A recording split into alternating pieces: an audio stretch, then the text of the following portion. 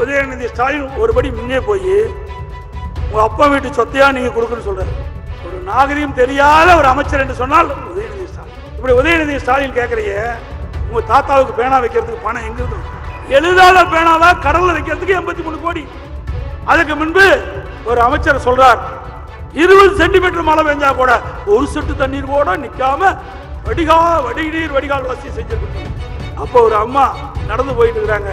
ஸ்டாலின் வந்தாரு நீச்சல் அடிக்க விட்டார்கள். ஸ்டாலின் வந்தாரு நீச்சல் அடிக்க விட்டாராம். நீட் தேர்வு சொல்லுகிறீர்களே, நீட் தேர்வுக்காக நாடாளுமன்றத்தில் குரல் கொடுத்து நாடாளுமன்றத்திலே ஒத்துழைக்கின்ற தெம்பு திராணி உங்களுக்கு இருக்குதா? வியாபாரிகளை மிரட்டுவது, கடை உரிமையாளர் மூக்கை உடைப்பது, அழகு நிலையத்துக்கு சென்றால் அந்த பெண்களை போட்டு மிதிப்பது, இதுதான் திமுகவுடைய அன்றாட வாடிக்கையாக இருந்து கொண்டிருக்கிறது. இந்தியாவிலேயே ஊழலுக்காக கலைக்கப்பட்ட ஒரு அரசாங்கம் என்று சொன்னால் அது திமுக அரசாங்கம் தான். ஊழலுக்காக கலைக்கப்பட்ட அரசாங்கம். இப்பொழுது எந்த ஆட்சியில் ஊழல் நடைபெற்று சிறையிலே இருக்கின்றார் என்பது நாட்டு மக்கள் அறிவார்கள். இன்னும் பல பேருக்கு தண்டனை கிடைக்க காத்து கொண்டிருக்கின்றார்.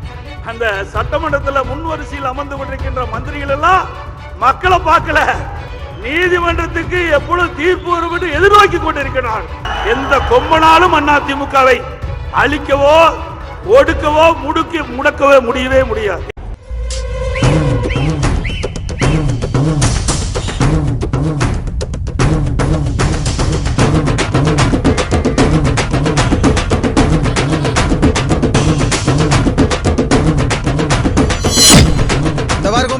தீய சக்தி திமுகவை அழிப்பதுதான் அண்ணா திமுகவுடைய முதல் கடமை என்று சொல்வார்.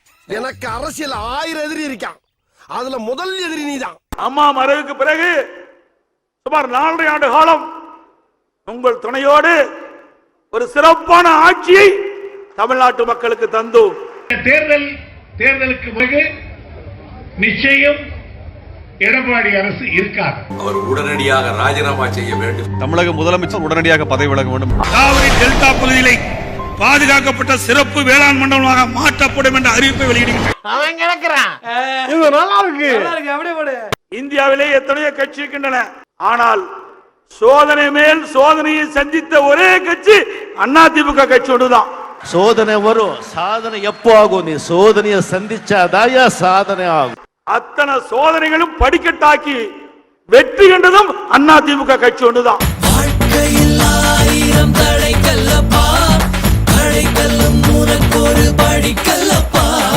தேர்தல் கமிஷனிலும் நமக்கு அங்கீகாரம் கிடைத்து விட்டது. இனி அனைத்து இந்திய அண்ணா திராவிட முன்னேற்ற கழகம் ஜெட் வேகத்திலே செயல்படும். பார்க்கத்தானே போற இந்த காளியோட ஆட்டத்தை. இன்றைய முதலமைச்சர், அன்றைக்கு எதிர்க்கட்சி தலைவர், திராவிட முன்னேற்ற கழக தலைவராக இருக்கின்ற பொழுது சுமார் 520 அறிவிப்புகளை வெளியிட்டார். இதுவரைக்கும் நிறைவேற்றப்பட்டதா? இல்ல. இப்படி மக்களை ஏமாற்றி தந்திரமாக இன்றைக்கு கொள்ளைப்புறத்தின் உள்ளாக ஆட்சியிலே அமர்ந்து கொண்டு செயலற்ற அரசாங்கமாக இன்று காட்சியளிக்கின்றது. உச்சியாக்கலான் குரூப்பே நான் உள்ளே விடுறதுல ஒரு என்ன இருக்கானே தெரியல ப்ரோ. சரியா, ஒரு பொம்மை முதலமைச்சர் இந்த நாட்டை ஆண்டு கொண்டு இருக்கின்றார். சொன்ன உடனே கோபம் வருது, உடனே ஒரு பேட்டி கொடுத்தார். இந்த பொம்மைக்கு சாவி கொடுத்தா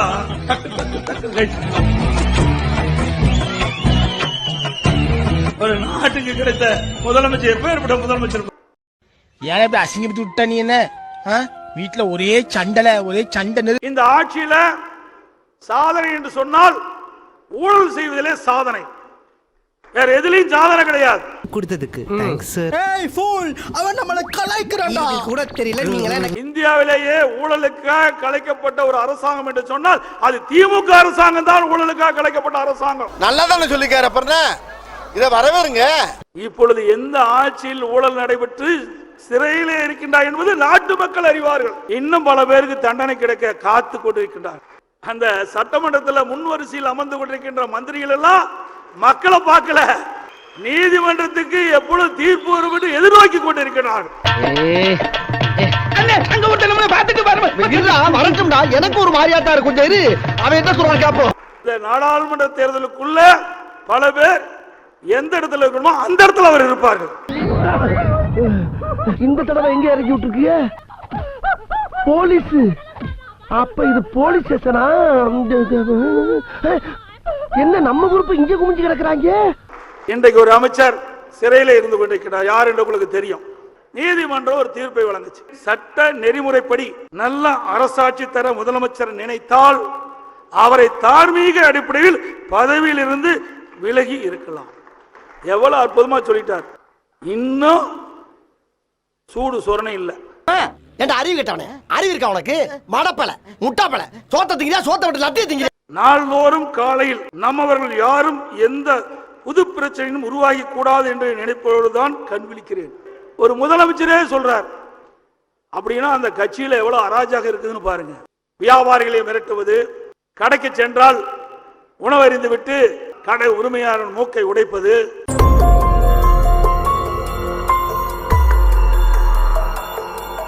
நான் அன்னைக்கு சட்டசபைக்குள்ள என் சட்டையை கிழிச்சு இப்படி திறந்து விட்டுட்டு அப்படியே ஏதோ வாழைப்பட்டையை தூக்கிட்டு போன மாதிரி தூக்கிட்டு போனாருங்க. அப்ப எல்லாம் பொத்திக்கிட்டு இருந்துட்டு அவன்கிட்ட போய் பாக்ஸிங் புரிய வெக்கமாடல உனக்கு. அழகு நிலையத்துக்கு சென்றால் அந்த பெண்களை போட்டு மிதிப்பது,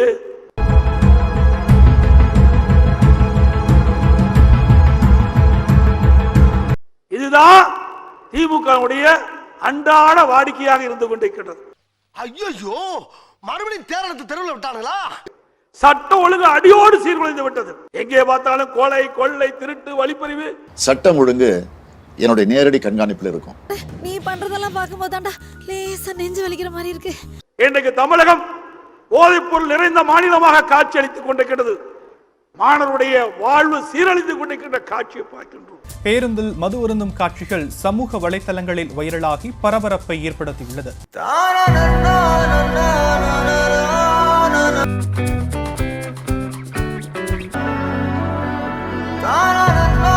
பெண் தானே, பெண் சாஃப்டா இருப்பான்னு நினைக்காதீங்க. நான் கொஞ்சம் ரகடான ஆள். அந்த தென் மாவட்ட மக்கள் பாதிக்காத அளவிற்கு முன்னெச்சரிக்கை நடவடிக்கை எடுக்கப்பட்டிருந்தால் இன்றைக்கு இந்த அளவுக்கு மக்கள் பாதிக்கப்பட்டிருக்க மாட்டாங்க. 19ஆம் தேதி எங்க போறாரு? டெல்லிக்கு போறாரு. ஓட்டு போட்ட மக்கள் வேதனைப்பட்டு இருக்கிறாங்க, பசியால் துடித்துக் கொண்டிருக்கின்றார்கள். அவர்களை பார்ப்பதை விட்டு இந்தியா கூட்டணி அந்த கூட்டத்தில் கலந்து கொள்வதற்கு இங்கிருந்த முதலமைச்சர் டெல்லிக்கு போறார். இன்னைக்கு ஈவினிங் நான் டெல்லி போயாகணும். ஃளைட் புக் பண்ணுங்க. அதுக்கு முன்பு ஒரு அமைச்சர் சொல்றார், 20 சென்டிமீட்டர் மழை பெஞ்சா கூட ஒரு சொட்டு தண்ணீர் கூட நிக்காம வடிகால் வசதி செஞ்சிருக்குன்னு சொல்லி, ஒரு சொட்டு தண்ணியில குளம்போல தங்கி செஞ்சது.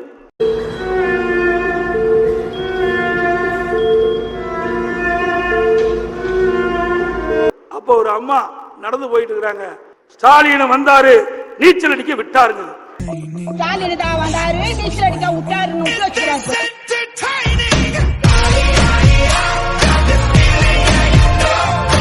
நீட் தேர்வு சொல்லுகிறீர்களே, நீட் தேர்வுக்காக நாடாளுமன்றத்தில் குரல் கொடுத்து நாடாளுமன்றத்திலே ஒத்திவைக்கின்ற தெம்பு திராணி உங்களுக்கு இருக்குதா? எப்பொழுது பார்த்தாலும் நீட் தேர்வு ரத்து என்று சொல்லுங்கள். நாங்கள் ஆட்சிக்கு வந்தவுடன் நீட் தேர்வு ரத்து செய்வதற்கு முதல் கையெழுத்தினாரு. இப்ப 50 லட்சம் பேர் கையெழுத்து வாங்கிட்டு இருக்கிறார். நிவாரணம் வழங்குவதற்காக மத்திய அரசிடம் உதவி கேட்டுக் கொண்டிருப்பதாக பத்திரிகை செய்தி, ஊடக செய்தி தினந்தோறும் வந்துட்டு இருக்குது. உதயநிதி ஸ்டாலின் ஒருபடி முன்னே போய் உங்க அப்பா வீட்டு சொத்தையா நீங்க கொடுக்கணும்னு சொல்றாரு. எப்படி பேச வேண்டும் என்று ஒரு நாகரிகம் தெரியாத ஒரு அமைச்சர் என்று சொன்னால் உதயநிதி ஸ்டாலின். வீட்டுக்கு பிச்சை வாங்கி திங்கிற நாய. இப்படி உதயநிதி ஸ்டாலின் கேட்கறிய, உங்க தாத்தாவுக்கு பேனா வைக்கிறதுக்கு பணம் எங்க இருந்து? 83 கோடி. எழுதாத பேனாவா கடல்ல வைக்கிறதுக்கு 83 கோடி. இதெல்லாம் யார் வீட்டு பணம்? உங்க அப்பா வீட்டு பணமா? அரசாங்கத்தினுடைய பணம். அரசாங்கத்தினுடைய பணம்னா உங்க பணம், நீங்க தருகிற வரி பணம். நம்ம கத்திய நம்ம கழுத்துக்கே திருப்பிட்டாங்களே. யாரோட விளையாட வேண்டாம். மக்கள் துன்பமாக இருக்கின்ற அந்த நேரத்தில் விளையாட வேண்டும். சென்னை மாநகரத்தில் கார் ரேஸ் விடுறாங்க. 42 கோடியில அந்த கார் பந்தை நடத்துவதற்கு சாலை அமைக்கிறாங்க. யார் விட்டு பணத்தை யார் கொடுக்குது? 2 குடம் எனக்கு, 1 குடம் புள்ளி கால் கழுவுறதுக்கு. யாட்டு அவன் குடிக்கவே தண்ணி இல்லாம அலையறா, உனக்கு குண்டி கழுவ தண்ணி கேக்குதா? எதுக்கு ஊசி போடணும்? நீங்க முகராசியான ஆளா இருக்கீங்க. வந்து ஒரு ஊசியை போட்டு போனீங்கன்னா அப்புறம் அந்த ஆளுக்கு அதுவா வியாபாரம் ஓடிக்கும்.